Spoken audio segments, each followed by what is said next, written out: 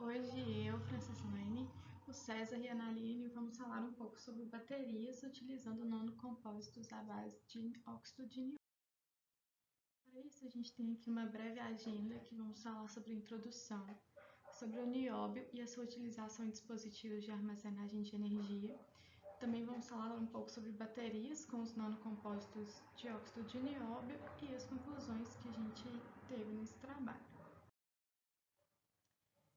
Então, começando pela introdução, a gente sabe então que o mundo está buscando alternativas aí aos combustíveis fósseis, né? Especialmente no segmento de transportes e de geração de energia elétrica. De um modo geral, 1/5 da energia utilizada no mundo está concentrada no setor de transporte e 2/5 na geração de eletricidade.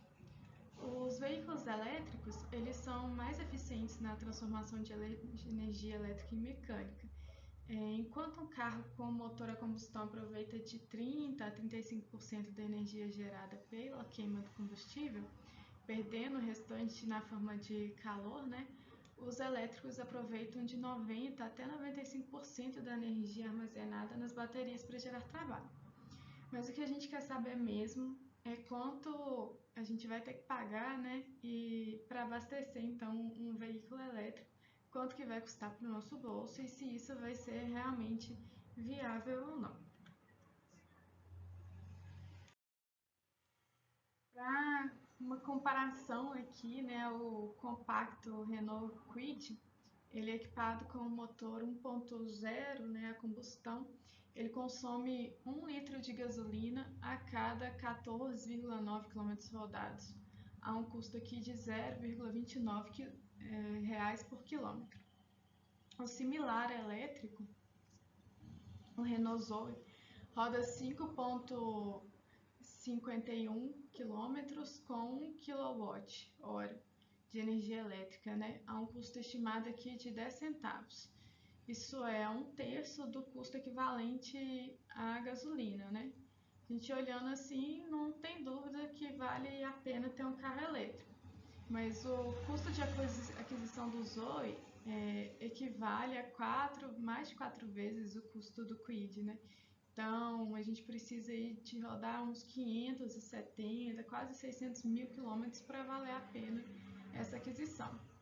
A gente ainda não sabe muito a respeito dos custos de manutenção e seguro dos veículos elétricos, o que pode contrabalancear esse custo, né, ou não.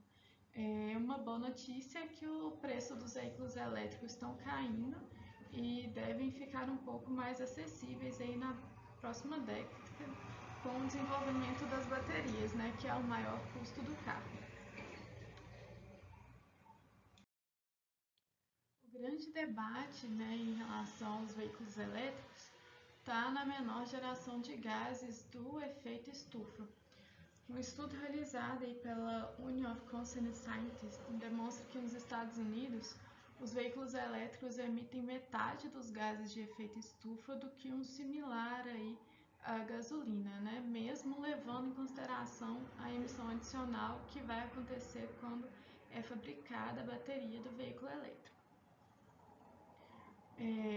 Mas muitas pessoas se perguntam, né? E se a energia elétrica for gerada pela queima do carvão? Esse mesmo estudo também avaliou o ciclo de vida dos veículos elétricos e a gasolina. Demonstra que as emissões dos gases de efeito estufa são menores aqui do que 1% quando se utiliza carvão para gerar energia elétrica, quando comparado a um carro a gasolina que faz uma média de 12 km por litro. Esse estudo considera, na comparação, todo o ciclo de vida do veículo, desde a extração do minério para produzir as baterias de lítio até o descarte do veículo no final da vida útil, né, quando você vai reciclar ali. Ele também considera a extração e o refino do petróleo quando o veículo é utilizado a gasolina. Se o carro for um carro que consome muito, né, faz menos do que 12 km por litro de gasolina, um carro elétrico movido a carvão, né, que emite menos gases, sob o ponto de vista exclusivo, somente olhando as emissões, valeria mais a pena. Mas essa afirmação é válida para os Estados Unidos ou outros locais que a matriz elétrica é mais limpa do que a de lá, que nem no Brasil, por exemplo. Agora um contraponto, né? Se o carro for movido com outro combustível, o cenário já muda. Segundo o estudo realizado na Alemanha, um carro elétrico no país, ele polui mais do que um movido a diesel. Isso é porque o motor a diesel é mais eficiente, né, do que o motor a gasolina, e também porque a matriz elétrica da Alemanha depende muito do carvão. Aí você vai se perguntar, né, e o etanol?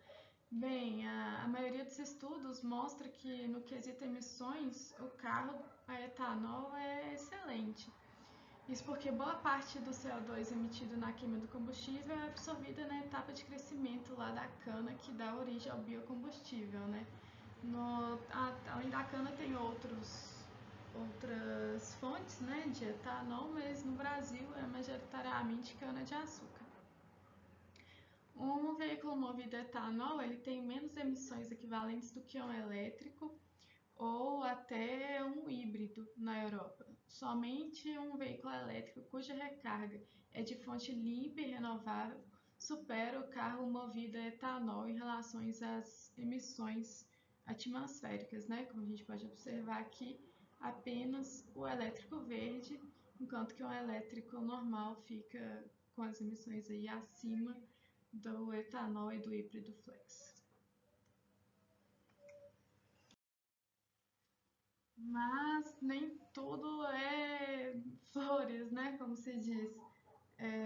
No caso do etanol, a poluição na água, por exemplo, ele passa de ser benéfico a ser um vilão, né? Um estudo de ciclo de vida do carro etanol mostra que o potencial de eutrofização dos mananciais é 3 vezes maior do que um carro movido a etanol. É 3 vezes maior em um carro movido a etanol do que um veículo elétrico, né? A eutrofização gera um consumo elevado de oxigênio dissolvido na água, o que leva, em casos extremos, à morte massiva da fauna e da flora aquática. Assim, um carro etanol polui mais a água do que um elétrico, enquanto o elétrico gera mais emissões do que um veículo etanol e vice-versa, né? E aí a gente também se pergunta bastante pelo aumento da demanda por energia elétrica, né? Que é uma pergunta recorrente aí, né? Se a gente vai ter energia elétrica suficiente para abastecer veículos elétricos. Se toda a frota de veículos leves no Brasil for eletrificada, a gente tem aí um incremento de energia, né?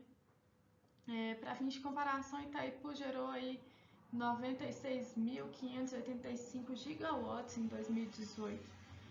Então a gente precisaria de um incremento de energia de pouco menos de uma Itaipu para eletrificar toda a frota de carros leves no país.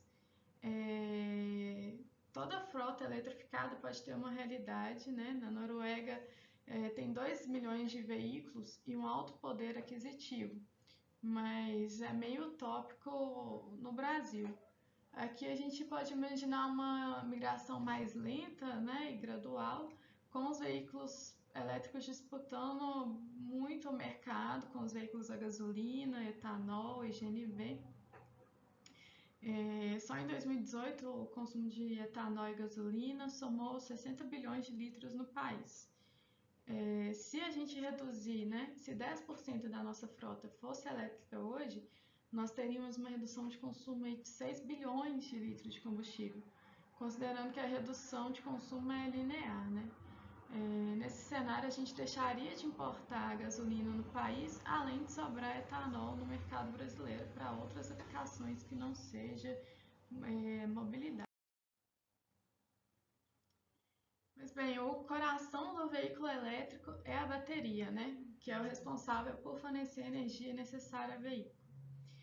O lítio hoje é o principal elemento químico utilizado na composição das baterias de carros elétricos e ele é obtido pela mineração de sais de lítio, né? Que é inclusive a principal crítica aos veículos elétricos, já que o lítio é um fóssil finito.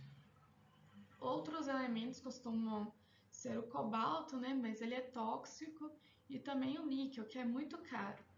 Uma das promessas para aumentar o desempenho e contornar essas limitações é a utilização do nióbio em substituição ou redução desses elementos. O nióbio é um elemento relativamente novo, foi descoberto em meados de 1846 e começou a ser utilizado por volta de 1950.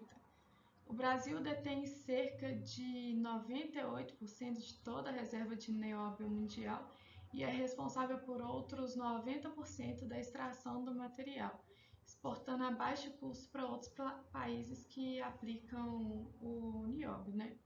Esse elemento ele tem alta condutividade térmica e elétrica, boa utilidade, maleabilidade, e alta resistência ao calor, ao desgaste e à corrosão.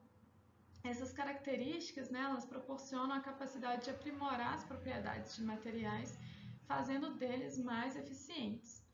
No caso das baterias, o nióbio é desenvolvido para aplicações tanto no cátodo quanto no anodo das baterias, proporcionando um potencial de segurança, durabilidade e também capacidade de recarga ultra rápida, em tempos inferiores a 10 minutos, sem perca do ciclo de vida.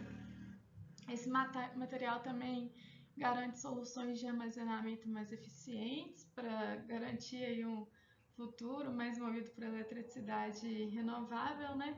Por meio dos eletrólitos sólidos com alta condutividade de íons de lítio, produzindo baterias do tipo toda de estado sólido, né? Ou seja, ela é sem líquido, o que é potencialmente inflamável, a bateria líquida. Por esses motivos, as baterias com nióbio são promissoras, né, e são consideradas de próxima geração.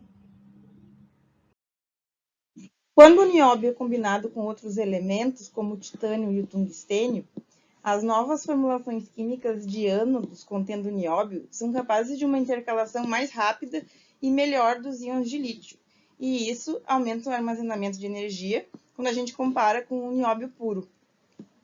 Essas novas combinações elas permitem o desenvolvimento de baterias com tempo de recarga entre 3 e 10 minutos, com até 80% da capacidade de armazenamento de energia. Outra vantagem é que os ânodos à base de óxido de nióbio são mais seguros, porque aquecem menos e evitam um curto-circuito interno. Sobre os mecanismos de funcionamento, a estrutura do pentóxido de nióbio é ortorrômbica, e ela intercala os íons de lítio, e isso permite uma grande capacidade de armazenamento de maneira bem rápida. Na figura apresentada, está a bateria recarregável de íons de lítio e os seus componentes internos: o ânodo, o cátodo, o eletrólito líquido, o separador e os coletores de carga. Os íons de lítio se movem do ânodo para o cátodo quando ela é descarregada, e ao contrário do cátodo para o ânodo quando carregada. O nióbio vem sendo estudado em supercapacitores, porém, ele possui uma baixa condutividade eletrônica e também transporte de íons. Uma alternativa que foi encontrada é a incorporação de carbono, que aumentaria a estabilidade cíclica. Recentemente, o nióbio vem sendo estudado em supercapacitores híbridos. Ainda que apresentando uma baixa condutividade eletrônica e baixo transporte de íons, essa é uma alternativa para contornar essa limitação, porque ela incorpora o carbono, que permite o aumento da estabilidade cíclica, que seria um problema. Outra questão importante para a comercialização de baterias como nióbio é a possibilidade de geração de gás.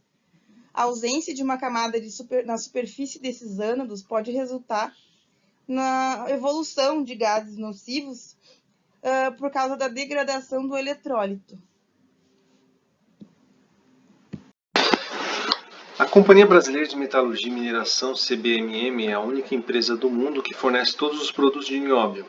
Cerca de 90% do nióbio produzido é transformado em ferro-nióbio. Os 10% restantes dividem-se entre produtos direcionados para aplicações especiais, tais como lentes, fios condutores, turbinas. O processo de beneficiamento e industrialização do nióbio ocorre em Araxá, Minas Gerais, em 15 etapas. Tudo começa com a extração, porém ele não se encontra na forma nativa. As principais fontes de nióbio são jazidas de um minério chamado pirocloro. Feita a céu aberto, a mineração em Araxá, a principal mina, não perfura túneis nem usa explosivos e é realizada por escavação. O minério extraído é levado até a unidade de beneficiamento, onde sofre um processo de concentração para elevar o teor de nióbio para 50%. Isso ocorre retirando elementos químicos indesejados.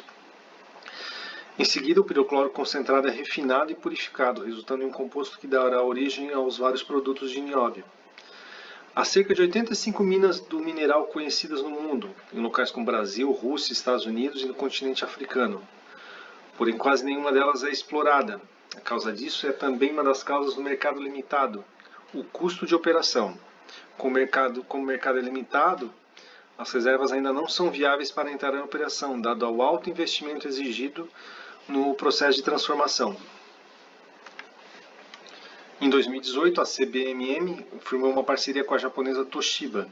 Seu objetivo era aumentar a demanda por óxidos de nióbio usados na fabricação de baterias de carros elétricos. A CBMM investiu cerca de 7,2 milhões de dólares na construção de uma unidade piloto de baterias no Japão, junto a uma fábrica da Toshiba. Pesquisas realizadas na UFMG para determinar a quantidade de ciclos do material indicam que o nióbio atingiu a marca de 50 mil ciclos de carga e descarga sem perder as suas propriedades. O professor Luiz Carlos Oliveira, que aparece aqui na foto, é um dos pesquisadores do nióbio, intitulou o nióbio como o vibrânio da vida real. Agora falar um pouco de reciclagem de baterias. Os processos de reciclagem de baterias íon e lítio geralmente envolve primeiro a classificação das baterias por química de bateria, seguida do controle de descarga para evitar uma reação violenta dos materiais dos eletrodos carregados expostos ao ar. Então, durante a descarga, os íons de lítio carregados positivamente se movem no ânodo através do eletrólito e do separador para o cátodo, fazendo com que o material do cátodo gasto seja enriquecido com lítio. As baterias descarregadas passam então por desmontagem física antes de passar por extração dos eletrólitos, fusão e extração de alta temperatura, fundição, reciclagem direta ou extração por hidrometalurgia. Então aqui a gente tem aqui alguns processos, algumas metodologias de reciclagem dessas baterias para a gente entender o quão complexo é isso, além da questão da carga ali, tem a questão posterior, assim, que, como o professor também como a gente já tinha verificado nas aulas, tem que ter uma pessoa capacitada para poder fazer esse desmonte, não pode ser uma pessoa sem o devido cuidado, sem a devida precaução. E as metodologias utilizadas são a pirometalurgia, que tem algumas vantagens, que é um processo simplificado, porém utiliza, por exemplo, muita energia. A hidrometalurgia, que tem alta eficiência, porém tem alto consumo de produtos químicos, e daí então concomitantemente tem a descarga de efluentes. E a biohidrometalurgia, que é a menor poluição, porém é um processo muito complexo e muito difícil para a questão de engenharia de minas, de processos mesmo. É um processo muito inovador, muito diferente, que não está bem estabilizado ainda. As conclusões então do nosso trabalho. Um dos maiores desafios em mobilidade atual é a substituição dos motores a combustão, tanto por questões ambientais, quanto por reserva insuficiente de combustíveis fósseis. A alternativa mais viável tem sido a utilização de baterias. Entretanto, o uso de níquel e cobalto inviabiliza a produção em larga escala. O nióbio apresenta alto potencial de segurança quando aplicado a baterias, durabilidade, capacidade de recarga ultra rápida, tornando as baterias extremamente competitivas com as soluções que o mercado de mobilidade necessita. Por outro lado, ainda existem desafios a serem superados. São necessárias pesquisas sobre a descarga de ânodos de TNO em potenciais de corte mais baixos, usando cátodos de alto potencial adequados, e o projeto de células completas adequadas. Mais estudos também devem ser realizados para atender os requisitos comerciais para obter a alta energia e alta potência. Outra questão extremamente importante para a comercialização de baterias TNO completas é a possibilidade de geração de gases nocivos devido à degradação do eletrólito na interface TNO-eletrólito. Era isso. Obrigado a todos.